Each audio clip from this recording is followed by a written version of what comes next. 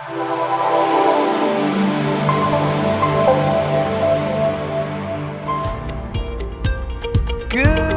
morning, Max. How are you doing today? I'm doing so well. And Julien, how are you? How is Paris? How's the evening? What's the latest? Everything is great. I'm not going to talk about Paris today, actually. I'm going to talk about California, something that you know probably better than Paris. Okay, a little bit. I was in the US a few weeks back, so and I mean I probably should have told this story a long time ago, but that was in my backlog along with many other things. Well, so wait, are you going to tell a travel story? It's about a hotel, so I guess it does qualify as a travel story. I'm stealing excited. your one Wow. here. Unfortunately, not a good one. And actually, you know what? What I'm going to need you to do for me today is tell me whether it's me getting too picky, telling me whether I'm having unreasonable requirements, or whether the service was really not as good as I should have been allowed to expect. So, yeah. All right. Did you tip them well? So, well, I'm not even going to answer that question. And to be fair, I think that was the first time I was in a hotel for business reasons for at least 2 years, if not more than that. So maybe I'm just not used to it anymore. So let me set the context a bit, because again, that was not even weeks; that was months ago now. We were still in the COVID time, meaning that there were still a bunch of regulations. I was getting better at the time, but not. There were still a bunch of regulations. And at the time I booked my trip from Paris to, where was it? That was San Francisco.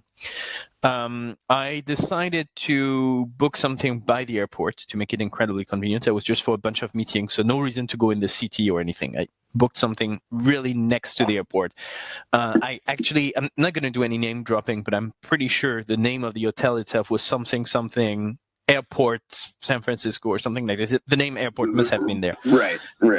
So I book it and I go through the insane list of regulations. Do you have to be to travel? Nothing to do with the hotel, but to travel, do you have to be vaccinated? How many vaccines? Which one are allowed? Do you need to take a test? Is a test 48 hours earlier, 72 hours, or 24 hours? Is it an antigen test or a PCR test? And this crazy amount of stuff. Yeah. I've managed to avoid international travel, so I haven't had to deal with that yet. And the beauty of it was, it's not even, I mean, you could get a hold of your own local country stuff. You still need to figure out how it works in the other country. And you need to figure out the airlines one, because specific airlines might have specific rules that are different from either countries. Anyway, not the topic today, but that was a very painful time.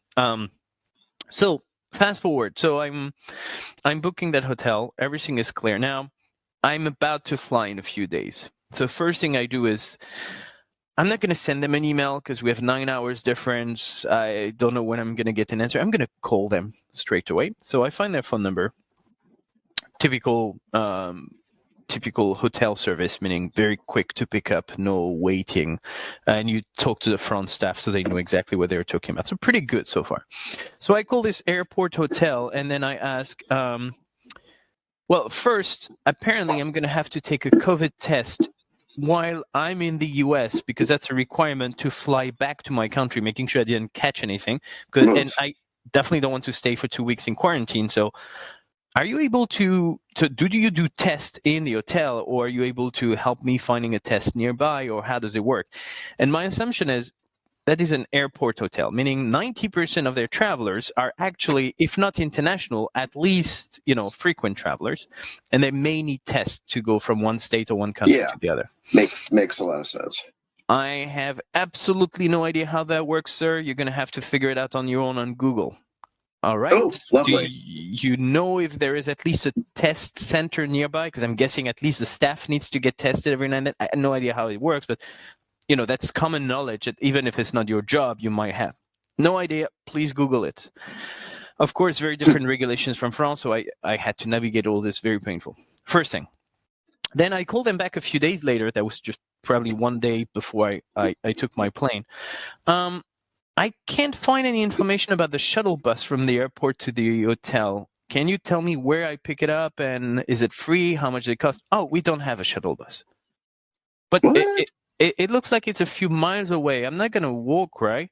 Oh, no, you can take a taxi. But I'm saying, you're an airport hotel. You don't provide a shuttle bus to the airport. I mean, if you were downtown, well, understandable. And that's a big chain, by the way, not a local boutique hotel, right? Big famous chain. Okay, you don't have a shuttle bus. Strike two. Anyway, I fly in. I get into the hotel. Check-in went pretty well. I get in the room. And then I have an excruciating early 2000 Wi-Fi experience where typical the early stages, typical Wi-Fi stuff. You type your family name, room number, then you access the portal. It's kind of slow to get there, not very intuitive, but atypical, nothing so special. But once you're on, you get all these options. It starts at $30+ a day for quality Wi-Fi, or you have cheaper options. And very small at the end, you have that ability to now have free Wi-Fi with very low debit if you wanted to, but you have to become a member and accept their newsletter and fill a very long form with all private information, which honestly is none of your business. And so I go through the whole thing, incredibly painful. The Wi-Fi is not that great, but it does a fair job as long as you don't try to watch movies or download heavy stuff. And I really feel like I'm back in 2000 at this point. Okay, you know what? I had a long trip. I finally managed to set up my Wi-Fi. Let me chill for a minute and have some water. Water, you said. Well, there's probably some water at the bar downstairs if you want to pay for it, but the water in the room is not something we do, apparently, because it must be incredibly expensive to provide people with free bottles of water. I think you and I had this discussion a few months back. Yes, we did. Airline and losing your status because you went through an OTA or whatever. So anyway, no water in the room. Pretty amazing. And then I got to the last straw, which was they no longer offer the basic standard you expect from any hotel. The only difference between Airbnb and a hotel is you have room service. And by room service, I mean basic cleaning. I don't even mean breakfast in bed, right? Basic cleaning. They no longer offer this. You have to book 24 hours in advance if you want them to clean your room. And you have to do this every day. You can't do it for the entire week. And I was like, no shuttle bus, no help with a traveler COVID stuff, no water, crazy level of Wi-Fi experience. And now you're telling me you're not even going to clean my room. Then why am I not just booking Airbnb? The service is actually better and the Wi-Fi is easier to set up. That was it. So long story short, is that my level of expectation that has raised during the pandemic, or is it just are they just not providing the basic expectations? Far more the latter.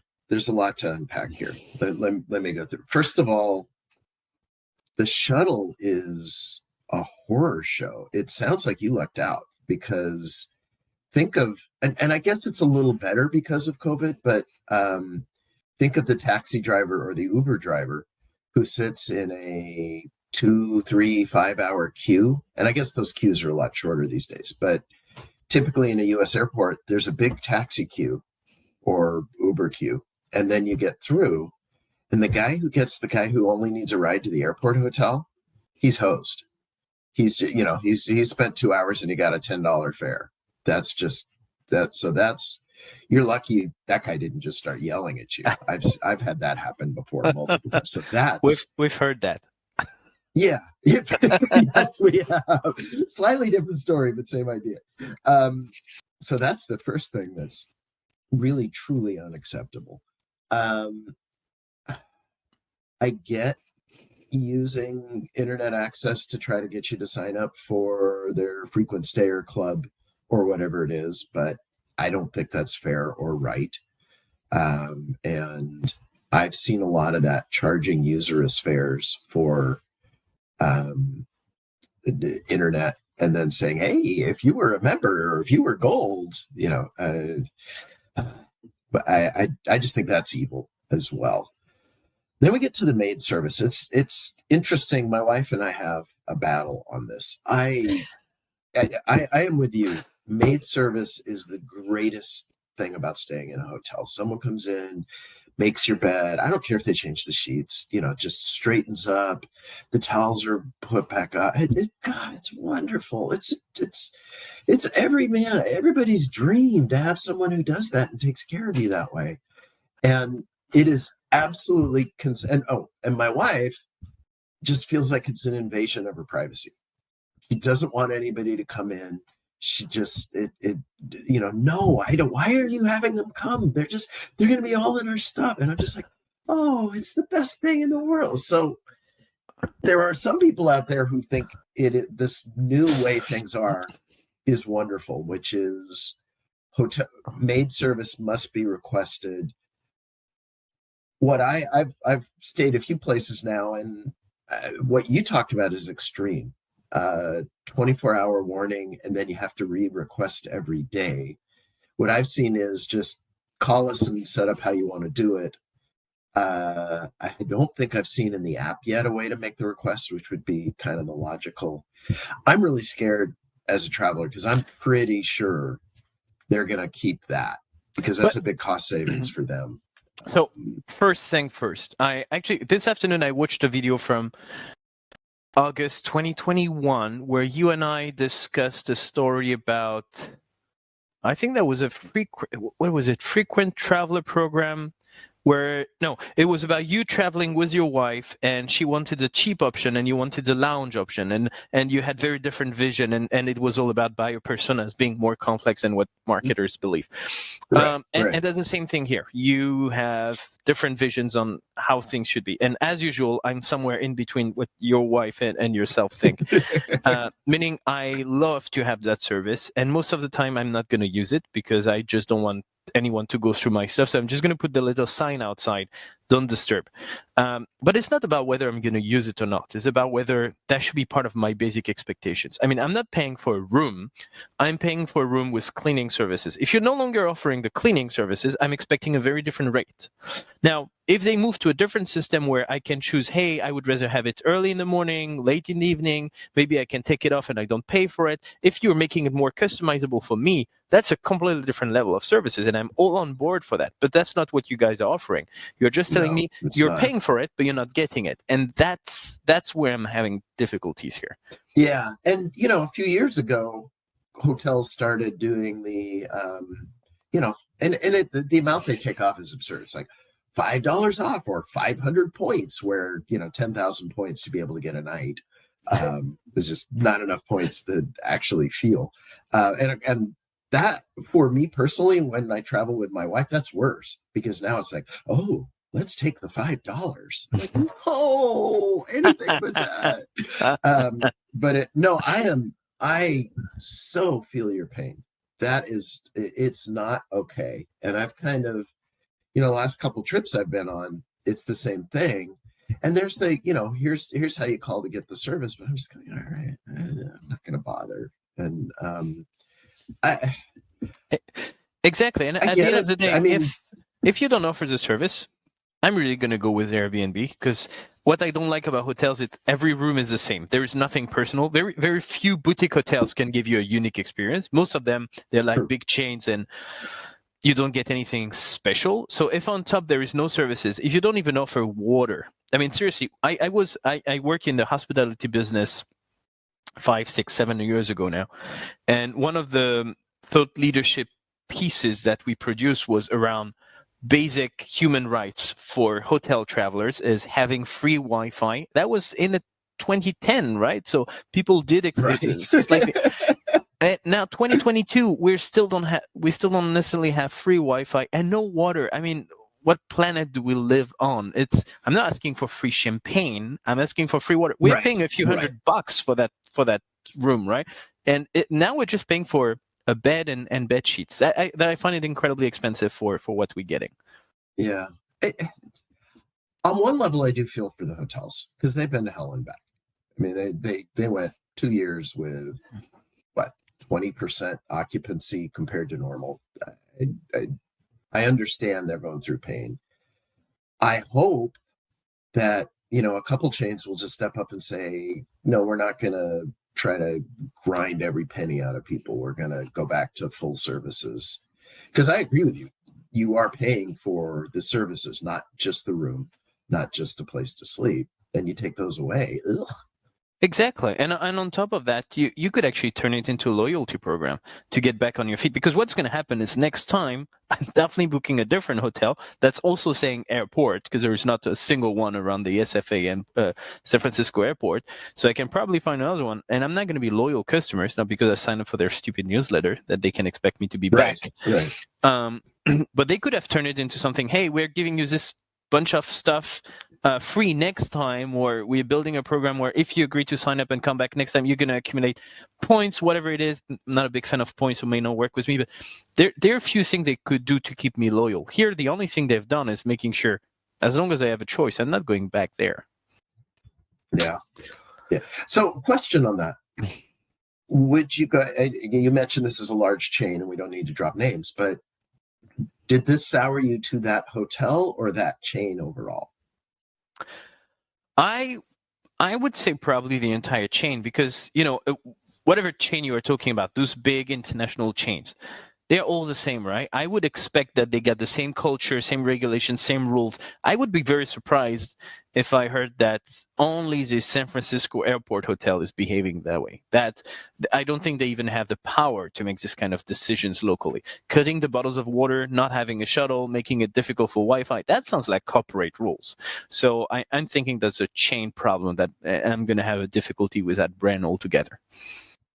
Yeah. So that to me cranks up the impact of this to that chain a lot. If there's thousands of you out there saying this one event at this one hotel, I'm not going back to that chain if I can avoid it. That's a lot different than this one airport hotel. No, thank you.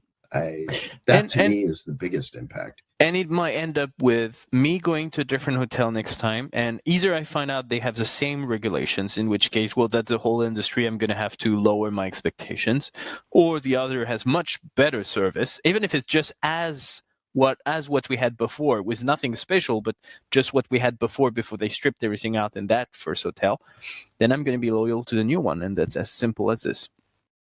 Yeah. So that's an epic fail. Thank you so much for listening, Max. I actually think the solution is pretty straightforward. Next time I'm in town, I'm actually staying at your place. And okay, we got a bedroom right down the hall. Where I used to do these podcasts from. You'll recognize some of the stuff in the room. I should definitely be able to recognize this. Well, thank you so much for listening to my weekly moaning. Thank you for your time, and I promise next week is going to be your turn.